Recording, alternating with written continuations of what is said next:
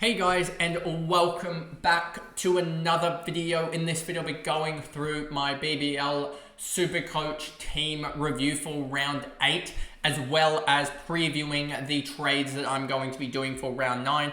I will be a little bit fluctuant with the trades just because I am expecting the Sydney weather to worsen over the next couple of hours. We currently don't really have it on the radar too much, but we have had severe wind warnings in Sydney, so I think the radar won't really show it until 6 or so o'clock, that there is going to be a weather band coming through.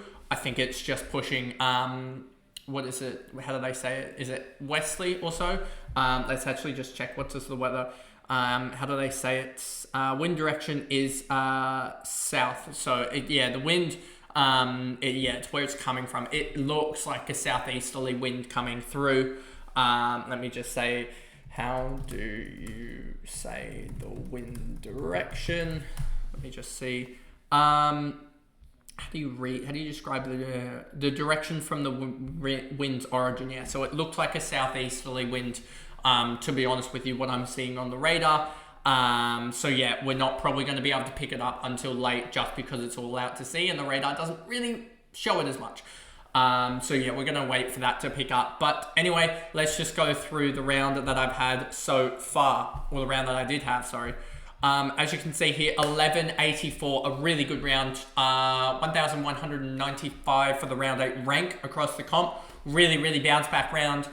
And I'm at my highest rank for the year, if I'm not wrong. Maybe the first round I was a little bit higher, but yeah, really, really happy that I think it's shown that the strategy still is there. The strategy is still there. I know that we stuffed up, and I can tell you right now, like I was saying, I think earlier with if Lockie Shaw hadn't played, and I've really been happy with him playing as a Sixers fan to see the development there.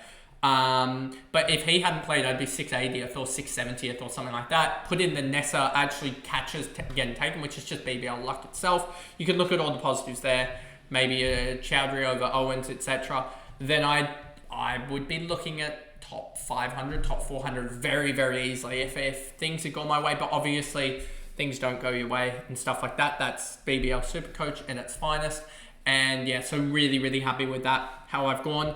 And really, really shown that hopefully a lot of people get caught out. I hope people watching this don't get caught out with the Sydney weather, but hopefully a lot of people do get caught out with the Sydney weather as it's looking bleak. I know that I posted it. I sort of was hinting towards it a couple days before. I sort of knew it on I would say, maybe the Wednesday or so, as it's starting to go down again. It's starting to really pour down again. It's 11:15 currently in Sydney.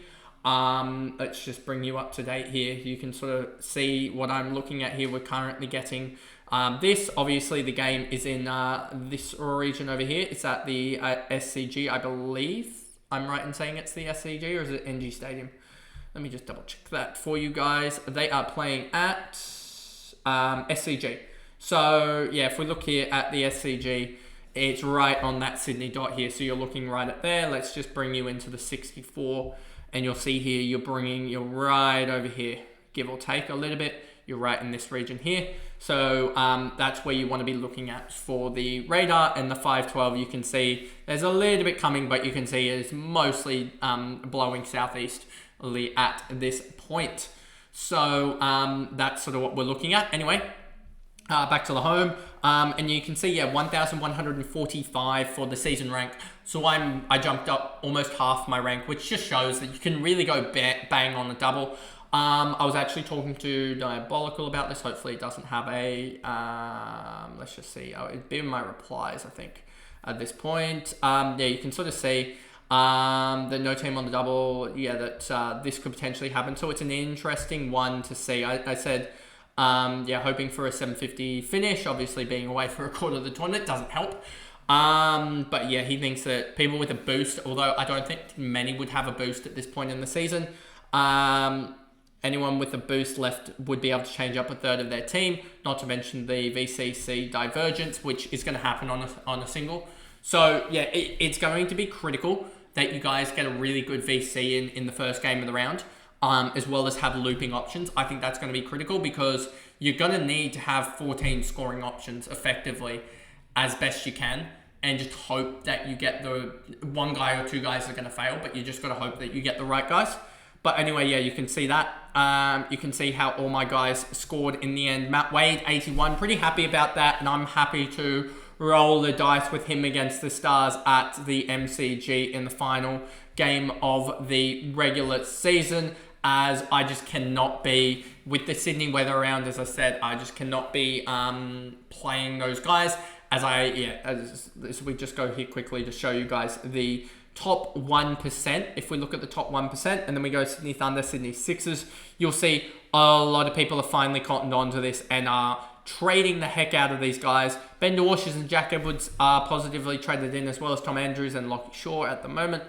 But yeah, you can see top 1%, a lot of people are cottoned on to that. Let's look at top 5%. Are they all negatives or are they still positives? They're still positives for Shaw, Andrew and Edwards, as well as Constus, Gilks, Ollie Davies somehow, and Mitch Perry.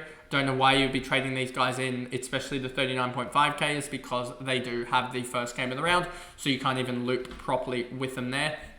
So yeah, I just wait and watch for a little bit, and I'd have two different trade plans in. So as you can see here, really, really happy.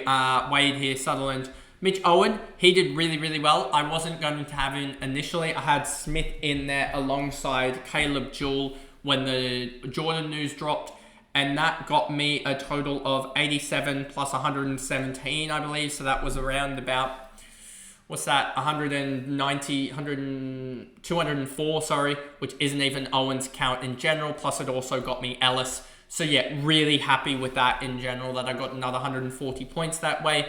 And I sort of curbed off the people that had Owen as the captain. I only halved the damage there. Chowdhury as well, my VC. I thought he would get the overs, but Owen turned out to be bowling. If it was Chowdhury bowling more, even if he just got the extra 3 overs that I don't think he bowled, that would have been a lot more helpful. Probably ends up with another 30, 40 points that way. But it is what it is. Happy to take the 1-2-2 on a double game as a captaincy. Anything over 100 as a captaincy is a really good shout in BBL, especially on the double. Well, I should say on the double, a captaincy over 100. And on the single, anything over like 50 or 60 is pretty good, I would say. Tim David, 91. Not the best trade-in. Wish I had gone for probably someone else. But then again, I was never going to bring in, like, if we just look at the players and their round 7 score, if we look at the round scores, never going to bring in Bethel because he leaves. Caleb Jewell, thought about him, but didn't think I'd bring him in. Marnus was never going to bring him in. Only 1 game. Overton, only 1 game. Riley Meredith, don't think I could actually physically bring him in. Just because I had too many too many bowlers at onlys at that point. Tom Andrews was never going to bring him in on the single, and he just smashed it. Steve Smith, I thought about him, but I just thought that we could easily have a match short type of game from him. And then Ollie Pope was never going to bring him in, as I believe he leaves, but he might be around for the last game of the round. But I was never going to bring in him, who's just a batter only effectively on a single. Never going to bring those types in. Lance Morris never really looked at it. So you're already looking at guys on sort of 60 pointers. So the only other guy I'd really have looked at was maybe a Caleb Jewell on that outscored him. But aside from that, I was probably always going to bring in a Tim David over Caleb Jewell, because Tim David probably was going to get a bowl, and also the fact he was going to get 2 games compared to Caleb Jewell. So there wasn't much more that I could have physically done to get more points. But yeah, is what it is. Nisa, that just sucks that his team can't take catches. Simple as that. If we look at that, it's almost the amount that he's burned in 2 rounds comparative to how much he's actually... is pretty much comparative to what the Lockie Shaw captaincy debacle happened. So yeah, I could easily, if Michael Neese had turned out, if his team could bloody catch, I could easily be up there, Lockie Shaw, etc. So just shows that if I'm there for the full tournament, I have fairly good chance of finishing at least top 500, at least in that range. But it is what it is. Turner, he failed. I really wish he had gone large. If he had gone large, it would have helped a lot, as I would have been able to probably unloop. Or when did they play? Turner played the first game of the round. So if that had happened, I probably would have done... who played? I probably would have done... maybe Tim David?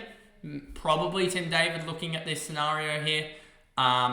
given Mitch Owen was a more up the order type scenario, and they were chasing, I believe, in the first game, were they? Or were they setting in the first game? I think they were chasing in the first game. Yeah, they were chasing in the first game and in the second. So, yeah, I would have gone Mitch Owen over Tim David, I think, probably.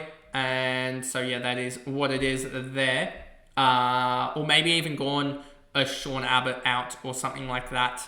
No, I wouldn't have gone Sean Abbott out now thinking about it. Or, yeah, probably would have gone Tim David out, to be honest with you, thinking about it now. If Ashton Turner had scored large. But he would have had to go like 80, 90 plus for me to consider that, which is very rare on a single. Liam Scott didn't play. Spencer Johnson, 93, happy about that. Tom Rogers, 42. So yeah, just really disappointed I had two like sub-10s. If I had a really good score there out of Sean Abbott or Nisa, I would have really, really profited and gotten into the 1200s. If Abbott didn't have a really poor game, or Nessa had some catches taken, would have been in the 1200s and really would have got top 1k rank already.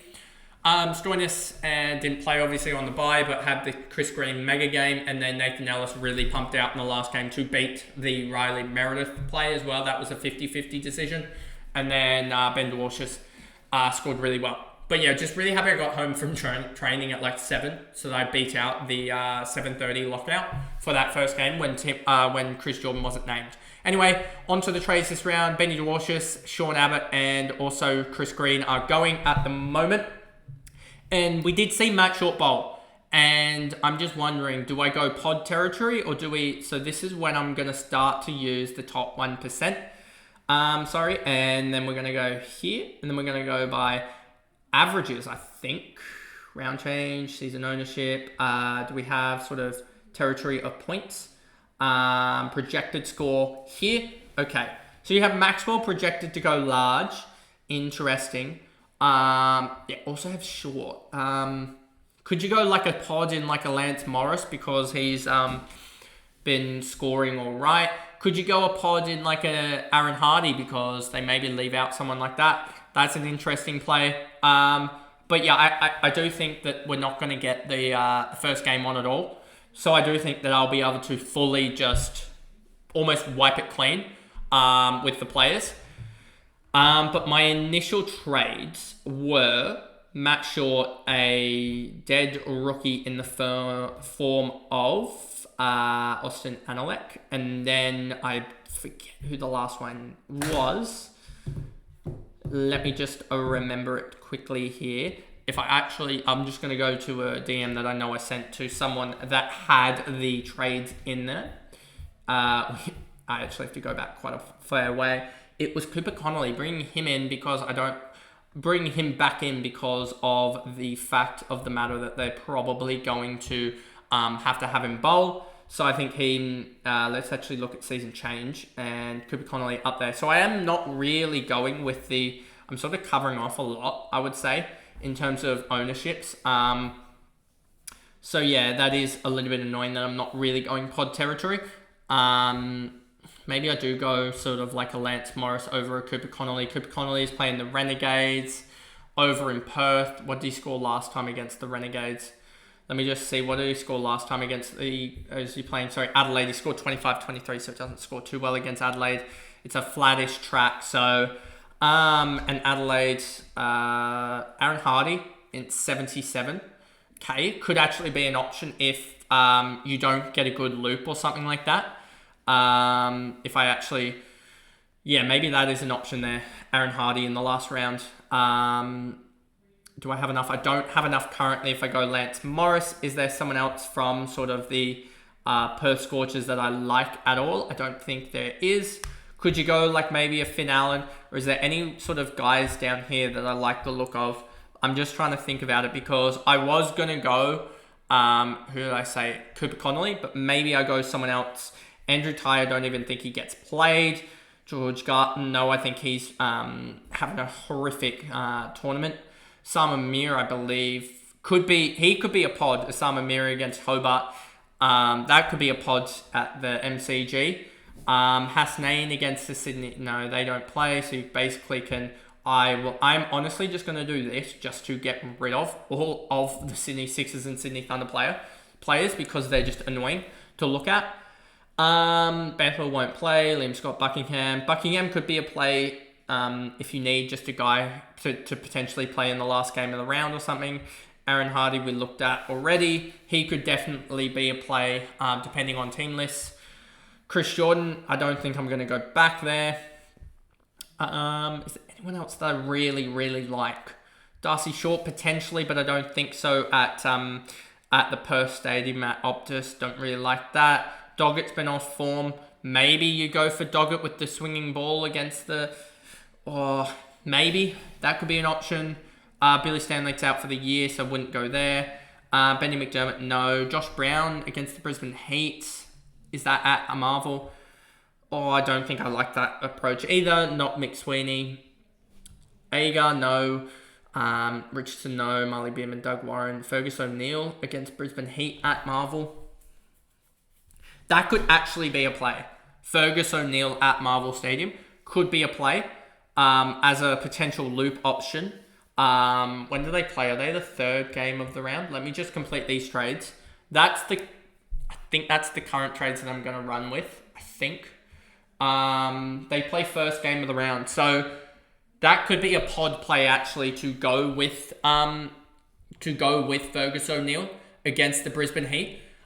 Given that they won't have Kawaja, they won't have Labuschagne, they won't have Colin Munro. So you're already down 3 or 4 guys in that top order. So they're going to have like Jack Wood up there. They're probably going to have another guy. Let's actually look at the Brisbane Heat batters and you'll see exactly what I mean, that they're probably going to have someone else up the order, I would think. Let's actually go to Brisbane Heat batsmen. They're going to have Renshaw, Bryant, McSweeney. Probably Pearson comes back in after not playing like this whole tournament. Maybe Walter comes back in, but we haven't seen him for a while. Allsop maybe goes up the order. Jack Woods.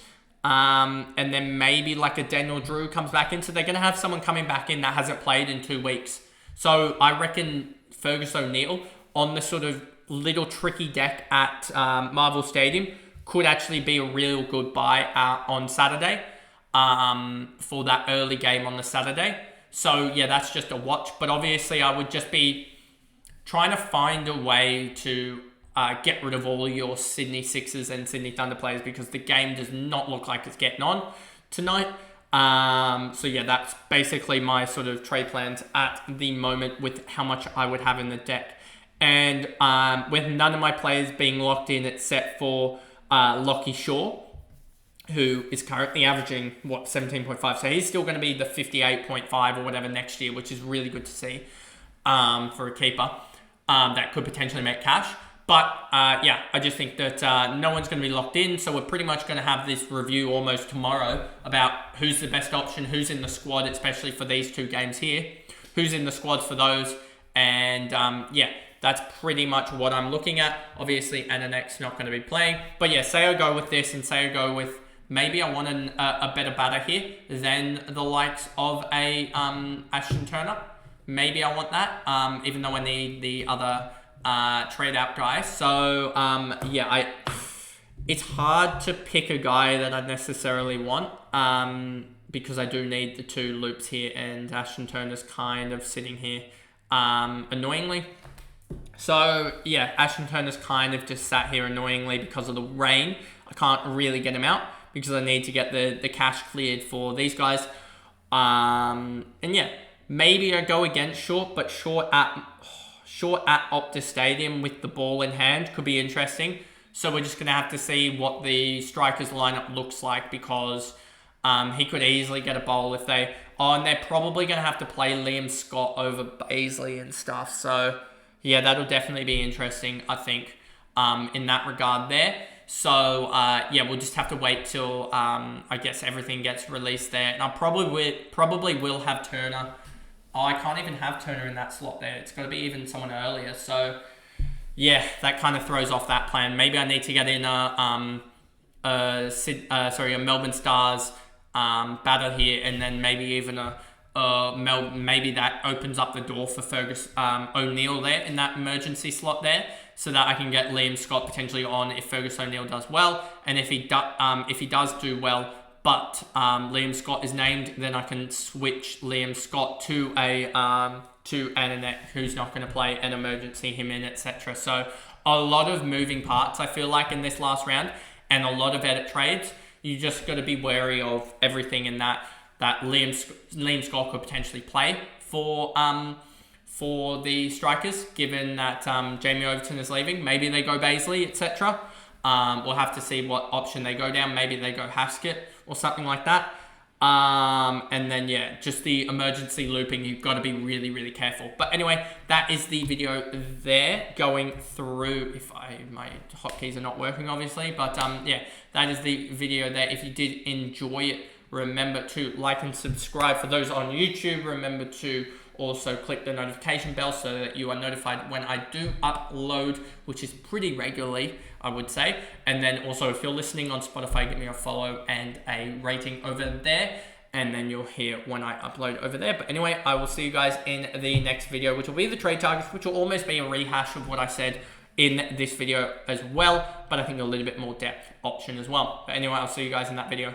Bye, guys.